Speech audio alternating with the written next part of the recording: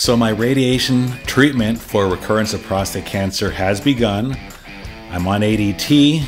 I've been doing research, talking to a lot of people, listening to a lot of people who are unhappy with this disease and really upset with what's happening to them. So there's a whole bunch of stuff going on, but I wanted to make this video to bring everybody up to date on what's happening with me, but also address a lot of questions that have been coming up. So let's get started.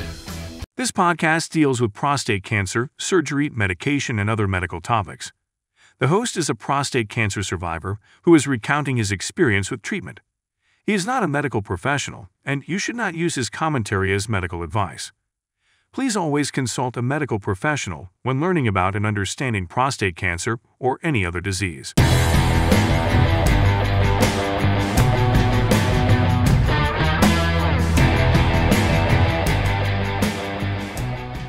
It's time for me to add another addition to my podcast series. This will appear both in audio form in podcasts on Spotify, Apple Podcasts, but also on YouTube as well. And today's episode is to bring those of you up to date who have been following my journey with recurrence of prostate cancer, and also just address a number of questions that have been coming up over the Facebook channel from a lot of you that are newly diagnosed, that are a little concerned and worried about pre-surgery, the surgery itself, side effects, etc. So I'll get a little bit on that, but I'm going to try to keep this to about 20 minutes today in kind of two sections. The first section to tell everybody what's happening with my radiation treatments, which have started, and then address other things that have come up over the weeks. So let's start off with what's happening. I decided that when my PSA hit 0.40, that would be the point in time where I would seek radiation treatment. I had my prostate removed in 2015. That surgery went well. The side effects were minimal. I've been living a very happy and joyful life until then, but then my PSA started to rise. Anyway, two things I wanted to talk about in this particular part of this podcast. One of them was the continued use of ADT. In my case, I'm using Orgovyx, but you may be using Lupron. And then the actual start of radiation treatment, what that looks like, what the preparations for, what you do every day, what happens during the actual routine. So getting back to the ADT, and I did broadcast a few episodes on this. I'm using something called Orgovyx, and I'll show you what they look like. It's pill form. Okay. All right. Little pill. All right. And by the way, I'm broadcasting from a hotel in Knoxville because I am having my treatments away from my home, but there's a proton facility in Knoxville, Tennessee called the Thompson Proton Center, which is phenomenal. But as far as the ADT, when you're going to have radiation, whether it's for prostate cancer, the initial bout of it, or for recurrence, they want to put you on a testosterone deprivation hormone therapy. ADT stands for androgen deprivation therapy, but in essence, what we're doing is reducing testosterone to almost nothing. And the rationale there, and the science supports this, then all of us are terrified of ADT. And I'll talk about that in a second. But if you drop your testosterone level before getting radiation, then whatever cancer cells are there, whether they're already out there measurable or are in microscopic forms, like a lot of recurrent prostate cancer is, the prostate cancer cells are much more receptive to the radiation when the testosterone is insignificant. So that's why that's important. But the two main methods that you hear a lot about, one is Lupron, where you get a shot. It lasts about 3 months, and you probably do that shot twice. So you're on ADT for about 6 months. Typically 2 months before radiation, you typically have about 2 months of radiation, and then 2 months afterwards, you stay on this and then hope for the best. And you know, we all really do. Lupron is a shot. Orgovyx is a daily pill.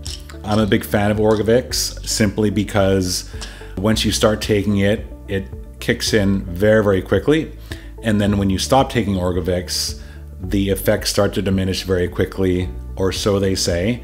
With Lupron, once let's say your second shot is finished and it's 3 months later, the effects of the Lupron can linger for months, even several months. But anyway, the choice is yours.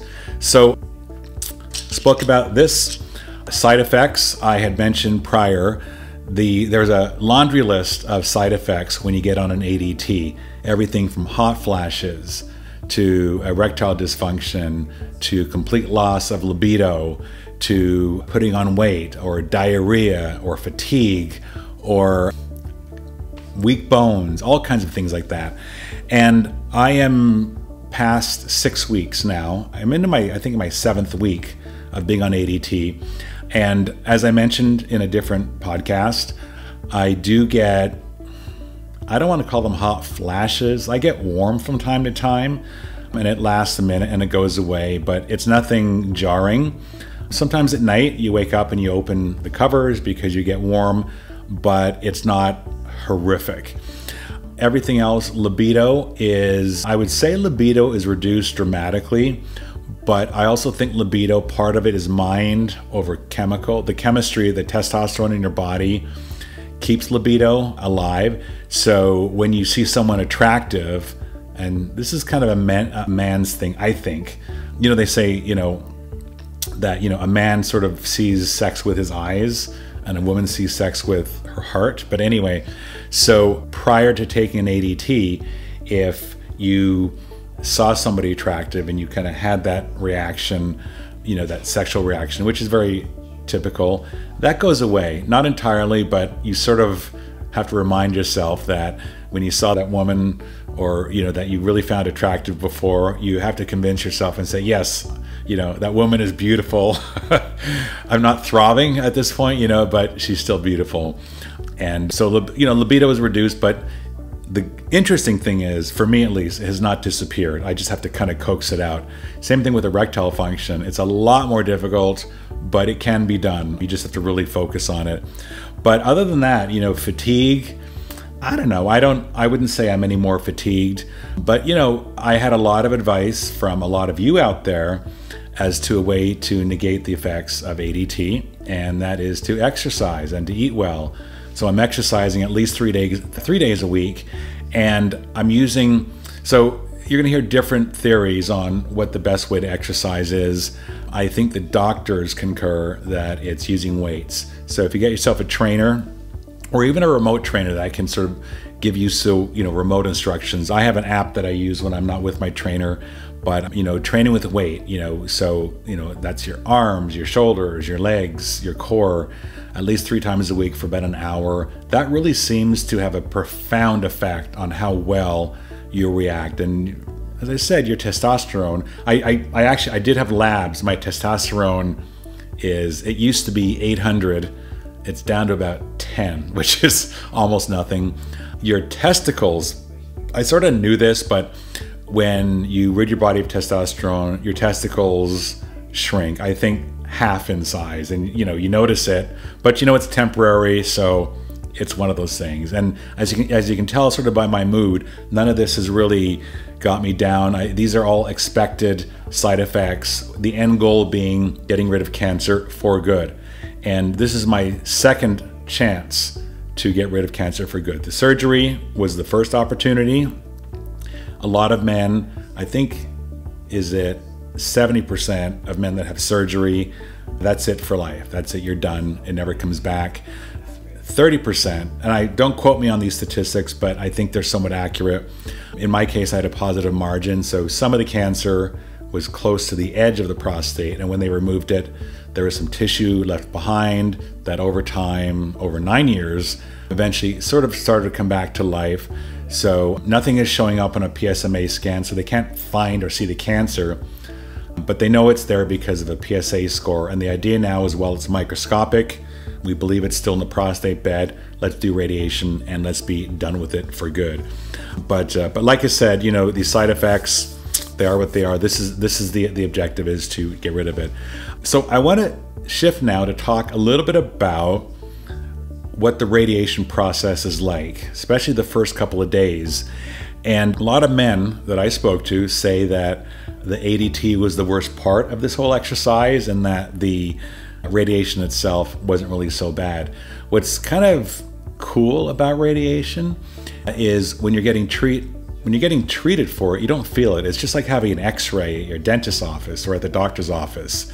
So I'm getting proton radiation, which is a more advanced way of applying radiation, but whether you do photon or IMRT or even CyberKnife, SBRT, which is what you would possibly have done if you still have your prostate. When you have recurrence, it's going to be IMRT, which is what they call photon radiation or proton radiation. I'm not going to get into the nuances, but other than that, when you walk into the center, when they're going to radiate your prostate bed, it's a very imprecise procedure, by the way. It's not like when you have a tumor and they radiate the tumor, they know exactly what they're going for. When it's recurrence especially, I'm not going to address so much radiation for prostate cancer, for the original, because they do radiate the prostate. When it's not there, there's just a field left over, and they know the cells are coming from somewhere, but they're not exactly sure 100%. So they do kind of cover the bed area as best they can, but there's areas around it, and so what they want to do is they want to make sure that they only radiate as much of an area as they need to. So there's some preparation that they do. So before you actually start radiation, you're going to go in for what they call a simulation, usually 4 weeks before, and they run through the motions. They do a CT scan. They model in the computer what your whole prostate bed looks like. They look at where the bladder is. They look at where the rectum is, just to kind of line things up and make sure they know exactly where to kind of target everything. And then when you come back to actually start, the doctors will have gotten together, and it's never one doctor, it's usually a team. They look at the area and they collectively, they have consensus. What is the area exactly we should apply radiation to?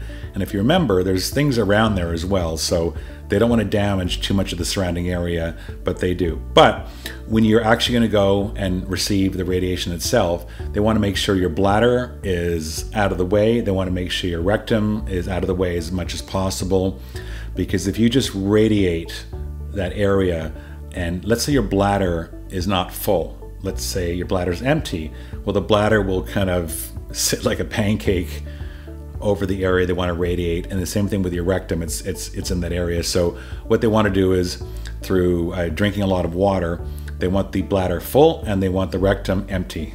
So there's a dance you do every morning where, before you actually sit down in the radiation machine, they will do an ultrasound to see how much water is in your bladder. And what they told me to do is, an hour before my scheduled treatment, is to pee out as much as I can and presumably have an empty bladder, and then to drink 32 ounces of water. And in liters, someone has to help me in the comments. I think that's just under a liter. But anyway, they want you to drink that, and then within an hour, your body will bring the water into the bladder, and it will be held there. And then what they do is, with an ultrasound, they measure it. And if you have too much water in your bladder, they'll give you a cup and they'll mark it with a line and say, okay, pee until this amount and the cup is there, and then we have your bladder exactly where we want it to be. They don't want it to be overfilled, so there's a certain number that they have. And as far as the rectum, you want to do your very best to make sure you stay regular. They don't want a lot of fecal material. Well, your bowel is ahead of the rectum, but they want you to be somewhat regular.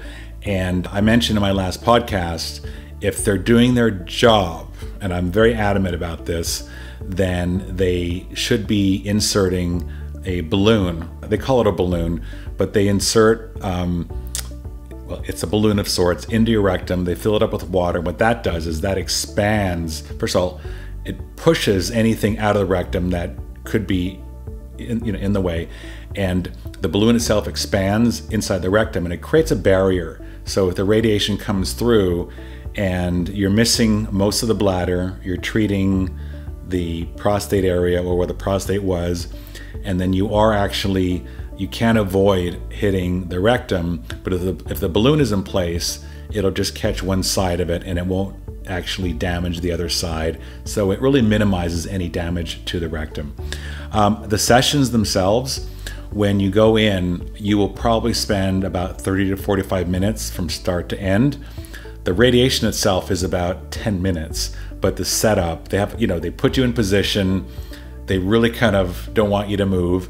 It helps if you take a sedative. If you're very nervous in MRIs or in CTs like I am, it's hard for me to sit still even when there's not much happening. So I'll, for the first little while, I take just a small amount of Xanax, and what that does is it just calms me down, but you're still alert. It's not like you're out of it. You're fully aware. You're talking, but that nervousness you have, it just takes the edge off.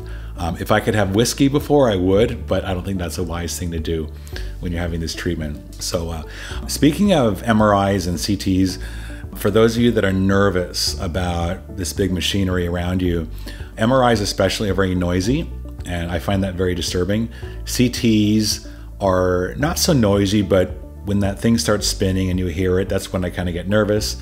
The great thing about radiation is, unlike at the dentist, when they go behind the wall and they hit that button and you hear like, when you're getting radiation, they put you in the room, they step away, and you're not really aware anything is happening. You don't hear anything, you don't feel anything, and they come back in and they say, okay, let's do it. But in the meantime, the radiation machine moves around you. In my case, they're doing 3 positions, so they radiate from above, they come on either side, so other than that machine moving. But anyway, I'm managing to stay very still, and it's all fine.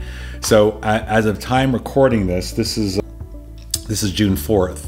I finished today my 2nd session. I have 39 sessions in total. So this will be Monday to Friday for all of June, all of July, and that'll pretty much complete the 39 sessions.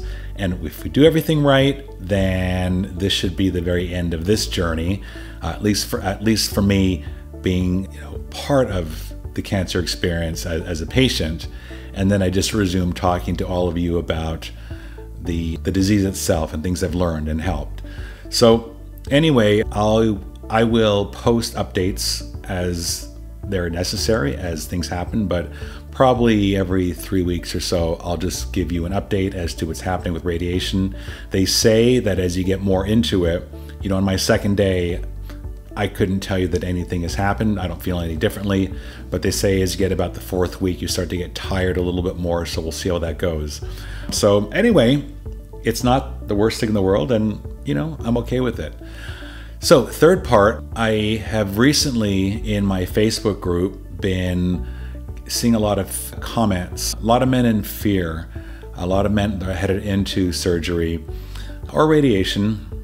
Back in the old days, when I started my Facebook channel, it was only about surgery, because at the time, the technology was such that surgery was the best way to go. And there was that old saying, once you have radiation, you can't have surgery. And that's probably somewhat true, but the radiation methods have become so advanced that there are a lot of cases, and everyone's different, but there are a lot of cases where you can have radiation instead of your prostate removed in 2024.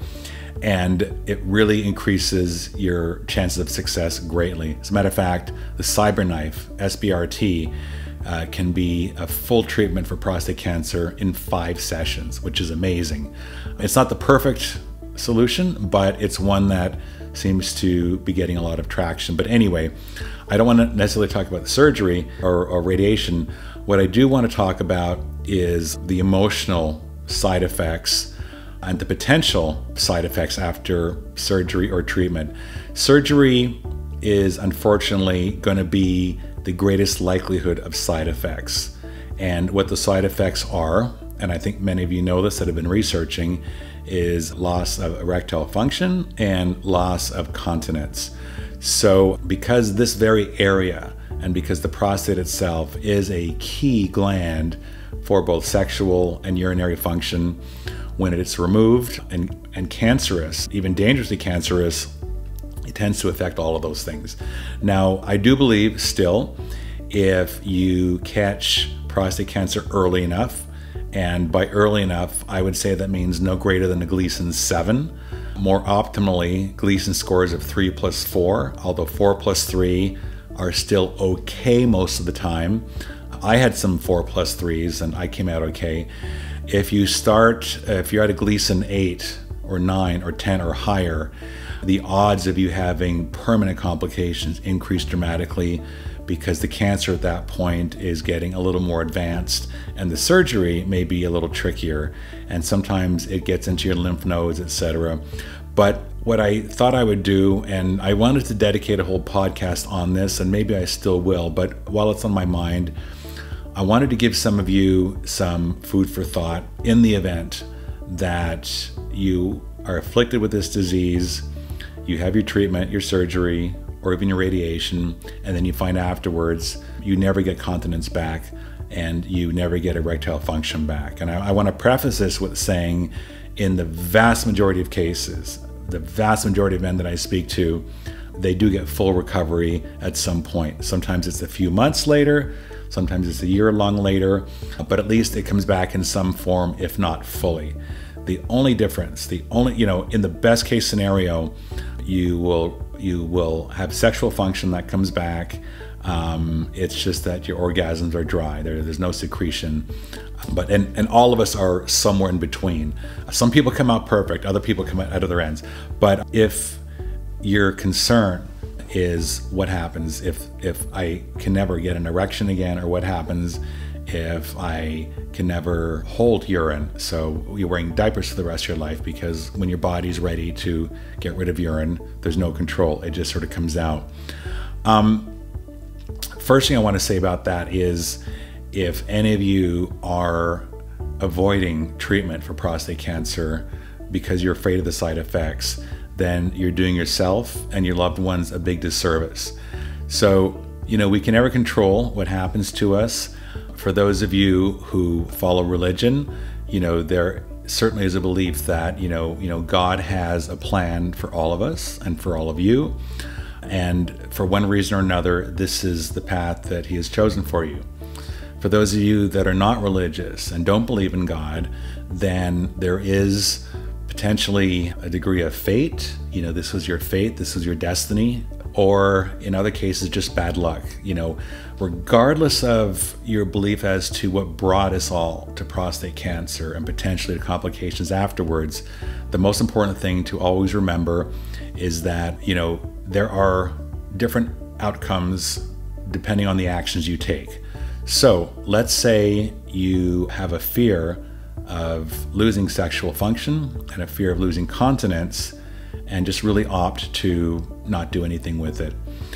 The potential, and this depends on how old you are, how healthy you are, how advanced or not advanced your cancer is, but this cancer left unchecked, and if it moves quickly, will absolutely kill you. There's no question about it. A lot of these famous people that you see dying, O.J. Simpson just died from prostate cancer. It was advanced. He claims he got treatment, but from what I understand, it was late in the game. It was too late. You have to really nip this in the bud early. So up until a Gleason 7, if you treat yourself, if you have treatment, I should say, whether it's surgery, which is what I still recommend, or radiation, there's a really good chance that it will not just be eradicated, but forever. And if it's not eradicated forever and it comes back microscopically a little bit later on in life, it could be years or even decades, you won't die from it. There's always going to be a treatment for recurrence of prostate cancer, even if you have, like in my case, the surgery and then radiation, and if it still comes back later on, there are still methods to deal with it so that it doesn't effectively kill you. Now, nothing's a guarantee, but this is all about risk and probability and chances.